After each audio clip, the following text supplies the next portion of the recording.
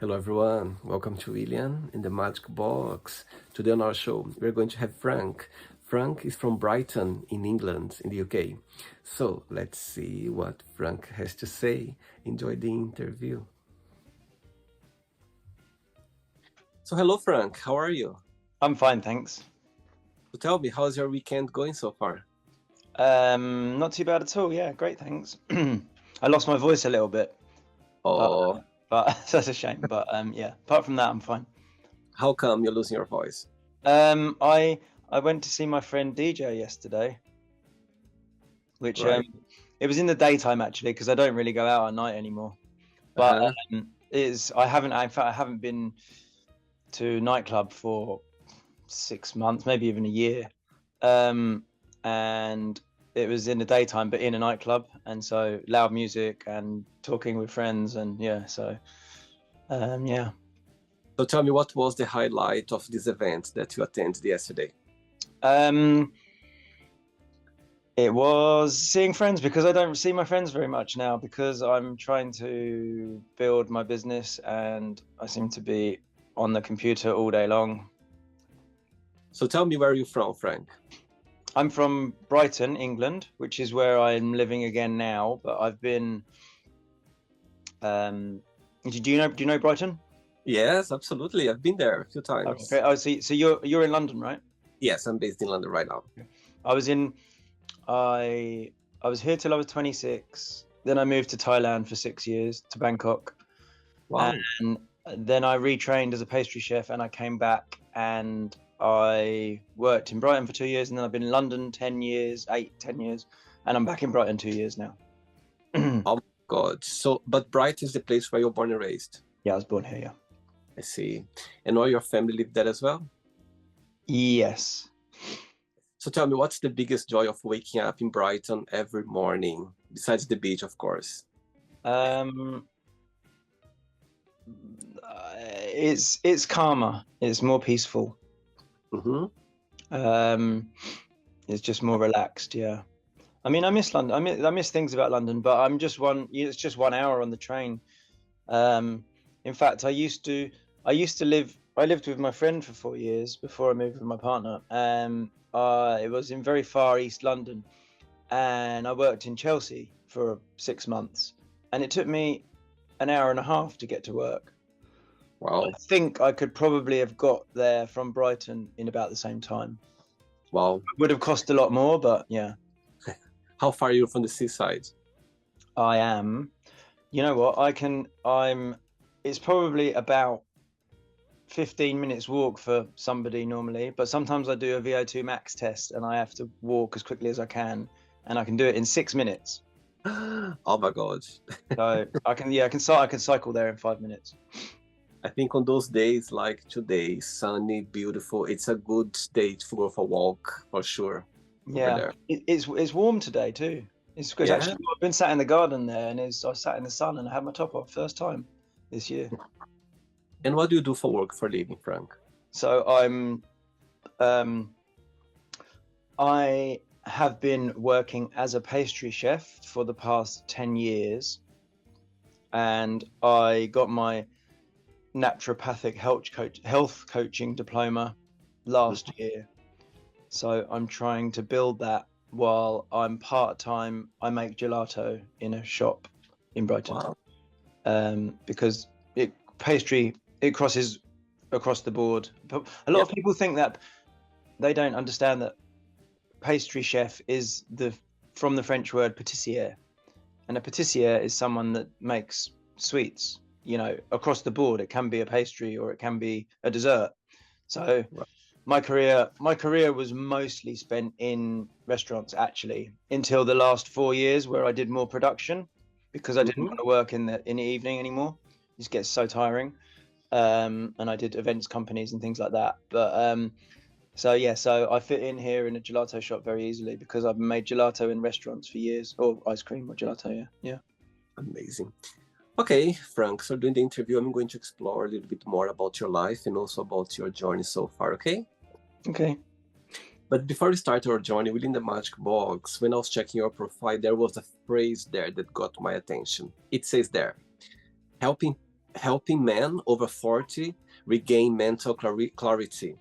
What do you mean by that? I mean that we are in a time now where diet and lifestyle is how to explain. Diet and lifestyle is has been very wrongly promoted over the past 50 to 70 years, I believe. And there's many mistruths in nutritional science. And I think this has led to the epidemic of chronic disease. And I think, well, I know personally from my own diet and lifestyle growing up that I have struggled with anxiety and paranoia, and it's it's taken me until the last year to really get to the bottom of my mental health struggles, and I found through a dietary intervention something very profound. So I had already been searching when I started my naturopathic diploma, but I hadn't found the answers yet. I'd masked myself with drugs and alcohol for my entire life as well, as an escape. And I finally got sober 2 years ago. And I now have finally got to the bottom of my struggles, and I would like to share what I know to help others to regain their mental clarity. Amazing. Thanks for sharing that, Frank. I think it's something very personal, and also it's brave of you to talk about, because those events in life, it's not easy to share. It's not easy to to expose on social media and to talk about it. But in the end of the day, it's about healing and helping others as well. So thanks for sharing that event, for sure. Frank, are you ready to go on a beautiful journey through your memories in life and share your point of views? Yes, sure. Amazing. Welcome to William in the Magic Box. So I have here my best friend.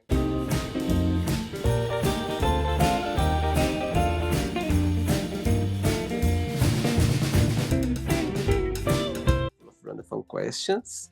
What I'm going to do, I'm just going to play a song just first to relax before the first question. Okay? Let's do it. Right, so before I start the game, during the join, if it comes up a question that you don't want to answer, don't want to talk about, always can change, okay? Okay. Amazing. First question is, who is your biggest hero? Oh, Izzy Miyake. Tell me about it. He's my favorite designer. Unfortunately, passed a few years ago. I fell into a fashion retail job in my youth, and discovered the wonderful designs and eccentric silhouettes that he created, and I was hooked almost immediately by this kind of magical artistry. Wow. And what's about his artwork that you are fascinated about it? The precision, the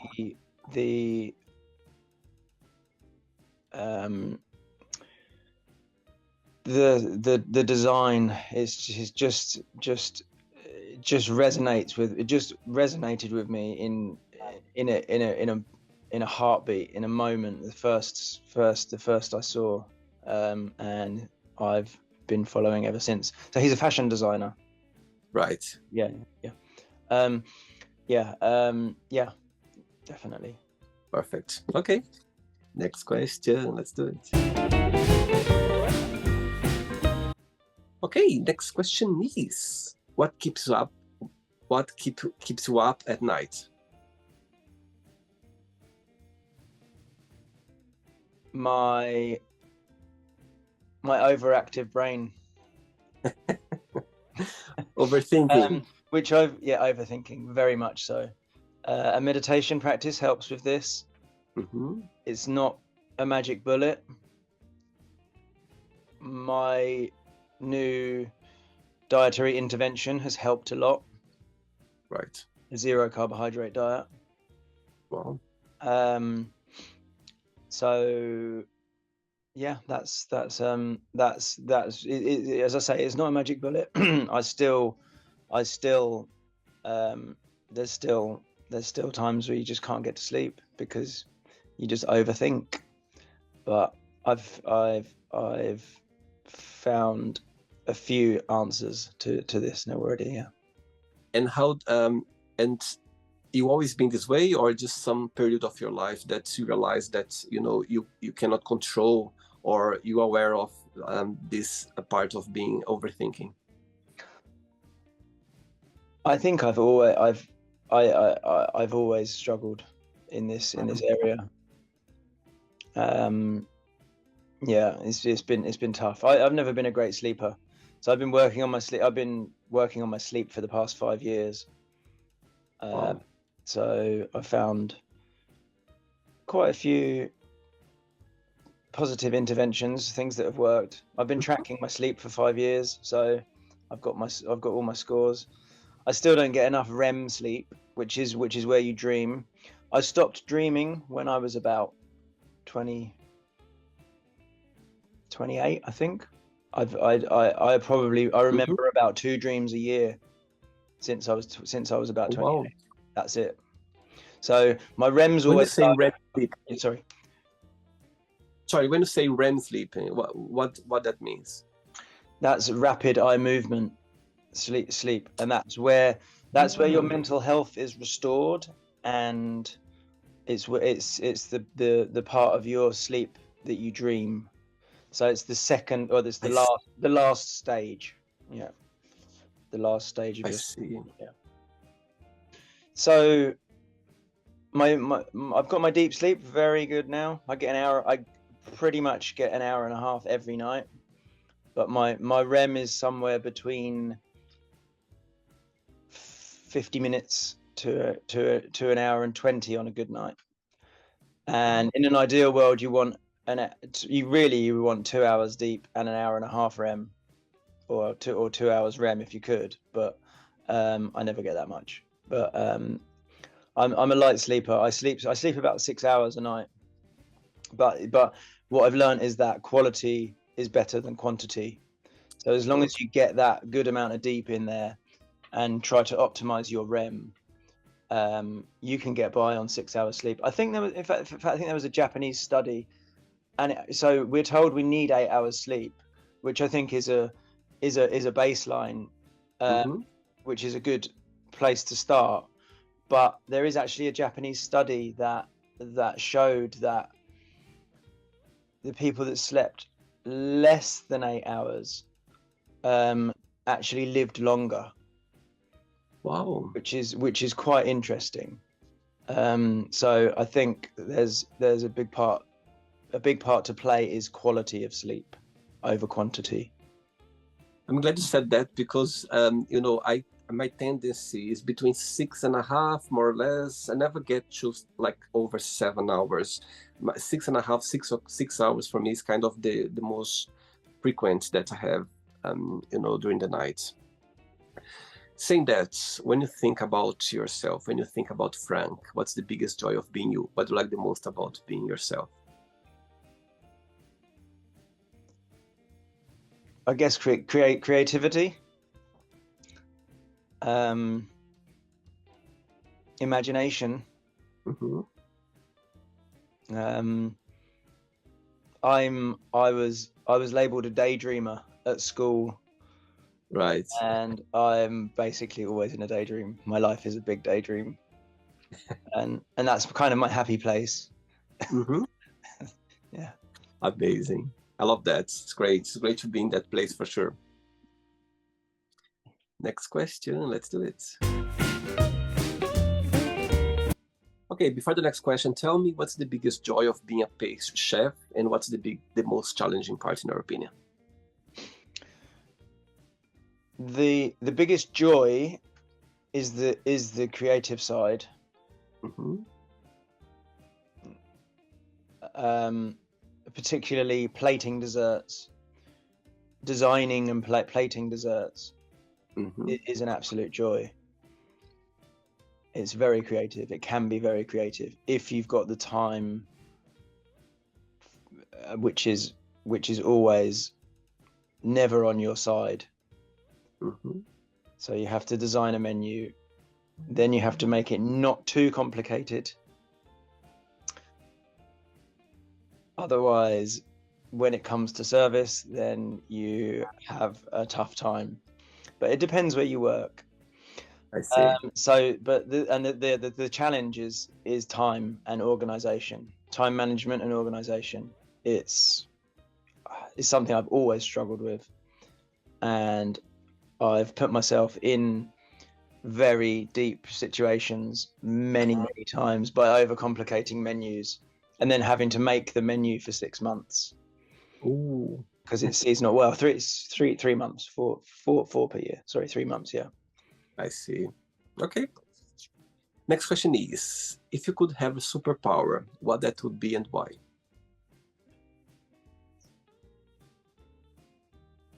Teleportation. So I could be everywhere in the world whenever I wanted. And if you could be somewhere right now, right this moment, where would you transportate yourself?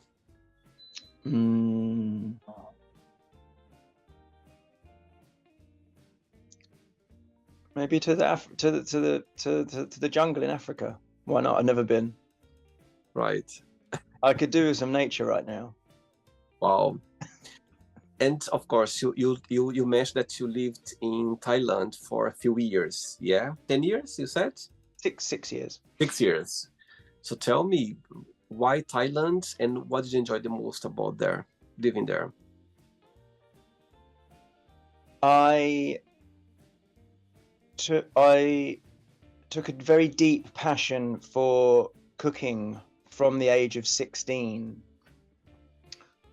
It was my creative outlet when I was working and studying at the same time. Mm-hmm. And I took a very, very deep passion for Thai cuisine very early on in that journey, and I became almost obsessed. Wow. And I would spend 4 hours just cooking for myself quite often, because it's such an elaborate cuisine that you need maybe 20 ingredients for a curry paste, for instance, and then 10, 15 for a salad and soup, etc. And I love detail and complexity, and so it resonated with me. Just the complexity of the cuisine and the depth of flavors. I then so I hadn't traveled to Thailand, and lots of my friends had been in their teens, and I got to the age of 25, and I was like, right, it's time to do some traveling. And I went on a holiday, and then I came back, and I was like, I've got to go back to live there. So I retrained as an ESL teacher and went back, and I worked as an ESL teacher there, and I cooked almost every day at home because all the ingredients are fresh there, and it was a great experience. Wow, that's amazing. I think being in a country where we can enjoy something that you love it, like for yourself was cooking, I think was the best place to be for sure. Next question, let's do it. You like dancing, Frank? I do, but I Okay. don't. Maybe not on camera. Next question is, what makes you really angry? Technology, Interesting. Why is that? because I'm now having to use it very, very frequently, and it's the first time for me, really. I mean, I've always had a computer, but it's just been basic jobs. I can type because I've worked in offices before, but everything else, I mean, everything's technology based now, and I don't have a clue, and I'm having to learn very quickly, and it really stresses me out. Saying that when you, of course, when you got connected through social media, through Instagram. So tell me, what's the idea behind your page? What's something that you'd like to achieve or to connect with people from your videos and your postings over there? I would like to my my main mission is to bring awareness and educate on the importance of, at least, of metabolic flexibility. I believe that we are in a climate of excessive carbohydrate consumption, Right. based on our current guidelines, i.e. the food pyramid, and it is causing chronic disease. I've seen it with my own eyes with my father, and I've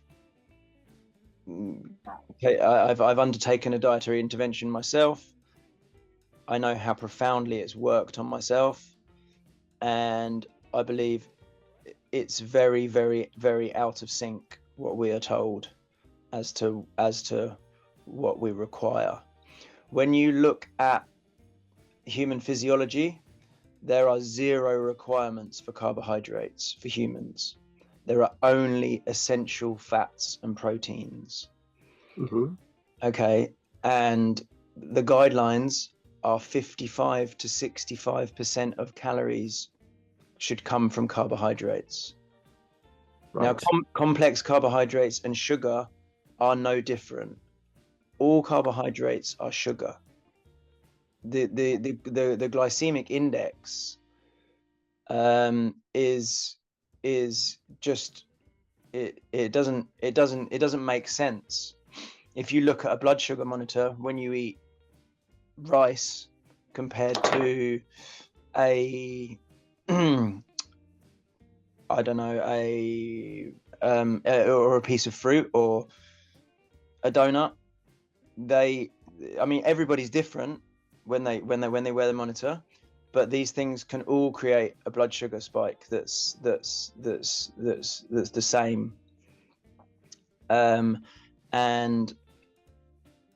I believe that we need to be prioritizing fats and protein over carbohydrates. And that's your idea on your page for people to be more aware of it and more understanding as well. That's part of it, yes. I see. And fitness always been part of your life as well, or not? So I was a skateboarder from the age of 12. Mm-hmm. But for instance, at school, I didn't really love sport too much. I loved skateboarding, and I did it for probably nearly 10 years, maybe a bit less, maybe 8. Then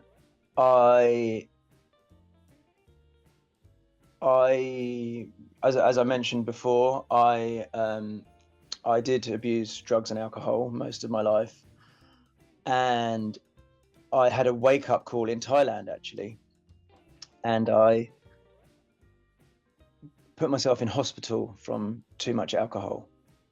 Wow. And I came out of the hospital and I knew something had to change, and I immediately started running. and I actually became a semi-elite level distance runner in Asian times, not European times. That make that clear. But I would frequently place in the top 5 in half marathons and 10 kilometers. Wow. So I did that for 2 years, and from that I started to lift weights as well. And since I became a pastry chef, it was always there. I was always busy, but I would at least do a couple of days a week. And since then, in the last 5 years, I made that more like 3 to 4 times per week. And I sprint a couple of times a week. I don't do distance running anymore. It's high impact, and it's not very good for in terms of longevity. It's not the best for you. I think running distant or going for runs for people for their mental health, if they enjoy it, I think it's great for that.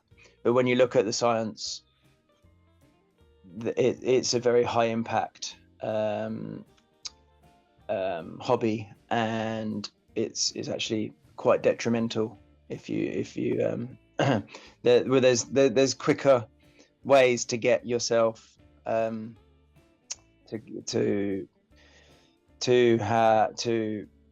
sort of optimize your VO2 max, for instance, if you sprint instead of distance running. Yeah. Amazing. Okay, 3 questions left. Let's do it. Okay, next question is, if you could be any age, what age would you choose and why?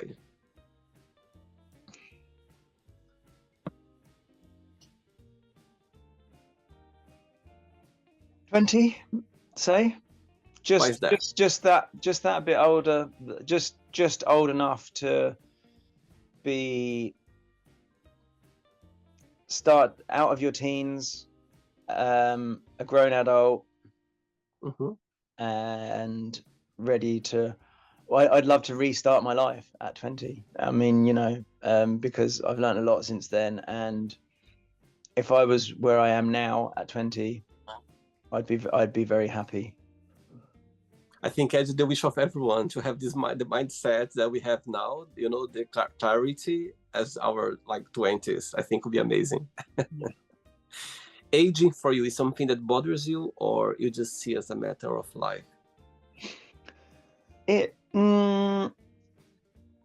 doesn't so much bother me. I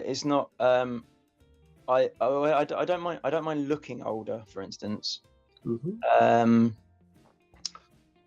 But I guess then the niggles and pains and joint pains and things like this, and I've got a bit of back pain from my chef career, because I'm always kind of hunched over. I've never had the right posture. I've always tried to work on it, and I always end up back down like this.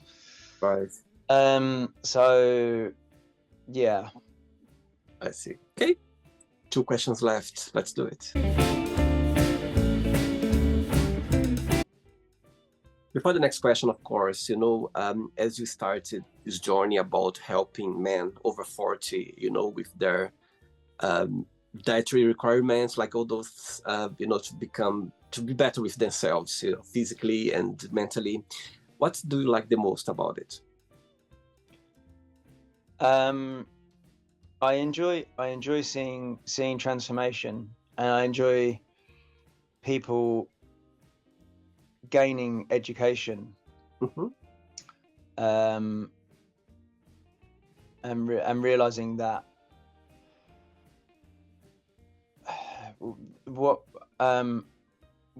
we've grown up to believe is quite often incorrect, and just when you see people and they have come through what is, for instance, fat adaptation, because we have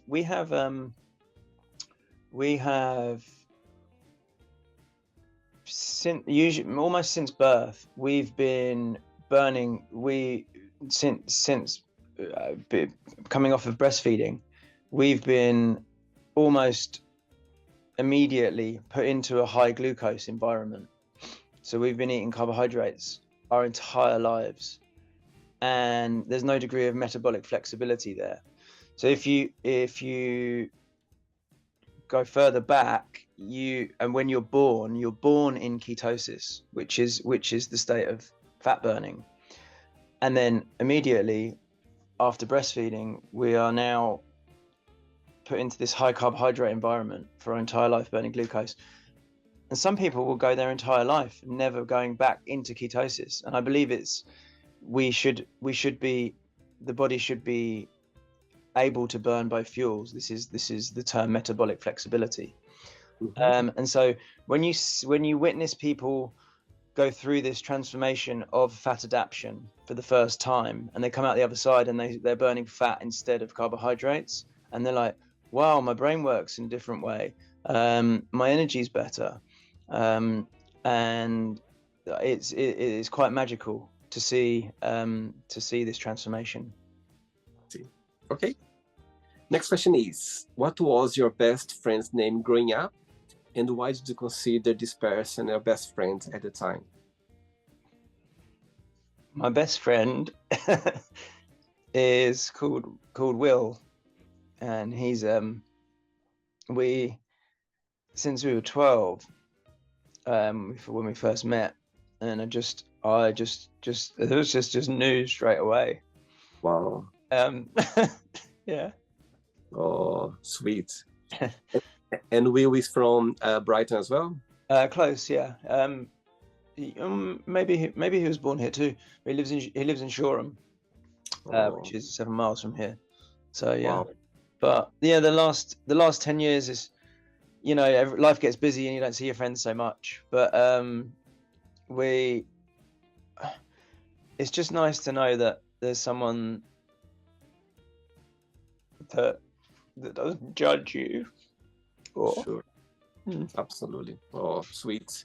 I think Will is going to be very happy to see this interview and see you get very emotional when you talk about him. I'm sure he appreciates, and I'm sure that is a very beautiful connection there.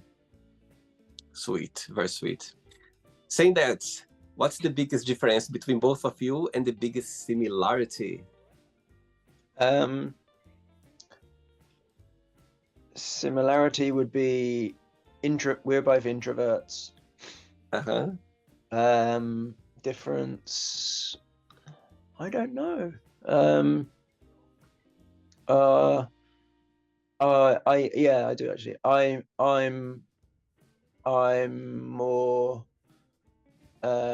outgoing socially, I would say. I kind of like to not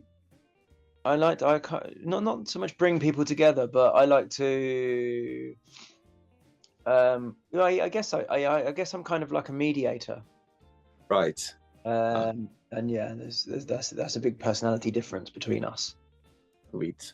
Send my regards to Will, okay? Okay. Oh, sweet. Last question, ready? Yeah. Let's do it. Let's go. Before the last question, since we start this, this journey, as you said, is your mission on, this journey of helping people. What so far, since we started, what has been something that happened to you, or in your, maybe in your personal life, or maybe with someone that we already interacted or you helped, that you're never gonna forget?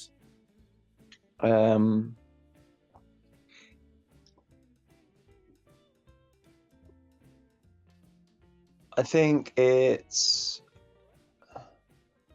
probably is reversing. Well, we're still working. We're still not there, but I've got someone's blood sugar down from the high in range type 2 diabetes, which was a big shock. and we are close to below pre-diabetes now in 8 weeks. Wow. Great. Okay, last question is, what is the nicest thing a family member has ever done for you?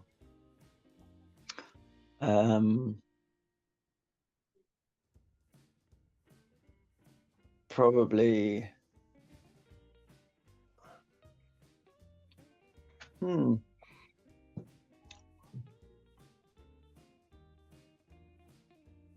I mean, I would have to say my father gave me a deposit for a flat when I was 28, I think. Wow. So yeah, you can't Wow. really I can't really jump that. Yeah. And you have siblings as well, Frank, or just we're the only one? Yes, I have 2 step brothers and 1 step sister. I see. Okay. It's not the end yet. Let's play now the word association game, okay? I'm going to give away some words, just one word that comes to your mind. Quick thinking, okay? Let's start with money. Power. So one word for family. Love. Life. Enjoyment. Religion.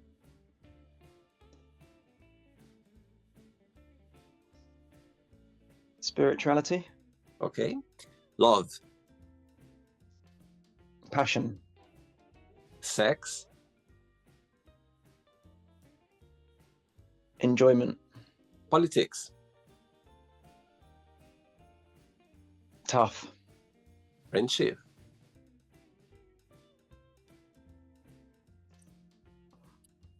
Wonderful. One word for success. Goals. Okay. Wish.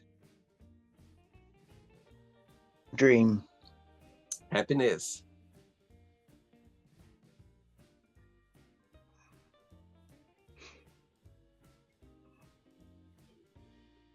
Joy. One word for Brighton. Calm. One word for England.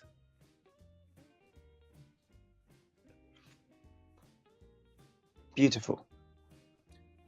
One word for Thailand.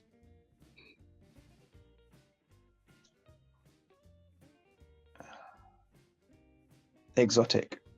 And the last one now, pastry chef, one word.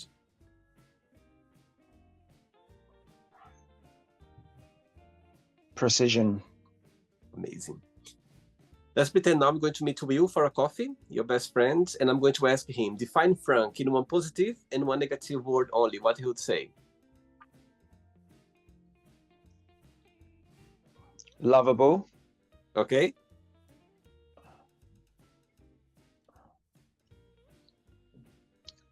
Complex. Okay. Let's play now, Frank, in the magic box, and you can ask me a question. Okay, Frank, you can ask me a question now. If you could have dinner with 3 people, who would they be? Wow, great question, great question. Okay, the first 2 people that came to my mind straight away, yeah, it is Prince William and Prince Harry. And the third person to join us at this table, you know, would be amazing to get someone. Wow. Let me think about it. I love the question you put in the spot, Frank. Wow. Good question. I was expecting you said just one of 5, but 3 people. Amazing. Prince William, Prince Harry, Barack Obama. I'd love to have Barack Obama as well. So Okay. I think 4 of us in a table, it's amazing. And why I'm choosing Prince William, Prince Harry, I think, you know, both of them, they grow up in the spotlight and they've been always very close to each other as brothers. And it's so sad to see, you know, this situation between them, that they, for different reasons, they are not with this close, you know, close, you know, relationship that they always had. So I think it would be amazing to have both in a table dinner, just to kind of break a little bit the ice and have a talk and have Barack Obama to bring his wisdom as well to the table. I think it would be amazing to have, dinner with three of them. Okay, that would be my answer for you. Yeah, brilliant. Thank you, William. That's great. Did you enjoy the interview, Frank? Yeah, it was great. Yeah. Thanks again. Thanks for taking the time. Thanks for being so kind and sweet and accept my invitation. I think it's amazing. And carry on with your job on social media. I think it's amazing to see you, taking, based on your personal life, based on your, in your journey so far, you're kind of helping people. And I think it's amazing to be able to do that. So thanks again for taking the time. And before you go, if you can share a positive message or anything that you live by. I wish everyone to find their journey to health. Mm-hmm. I hope everyone can achieve this. Wow, beautiful. Thanks again. Enjoy your weekend and keep in touch. It was a pleasure. Thanks a lot. Cheers, William. Okay, bye-bye. Thanks, bye-bye. So, did you like the show? Don't forget to give a like, share it, and also don't forget to subscribe to the channel. And if you'd like to be part of the show as well, first, subscribe to our channel, and after that, just go to our website, www.williamandthemagicbox.com, and send us a request saying why would you like to be part of the show. And I see you there. Bye-bye. See you next time.